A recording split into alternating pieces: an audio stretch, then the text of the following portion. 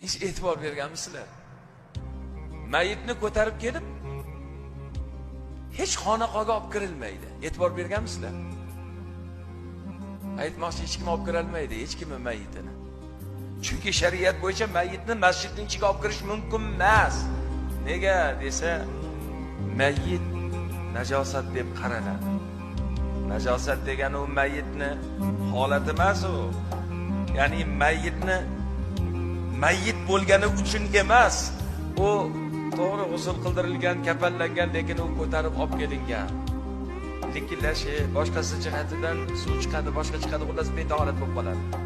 Bo'lib qolishi mumkin. Bu degani. Inson o'zingni ixtiyori bilan kirsang kirib olding Allohning baytiga.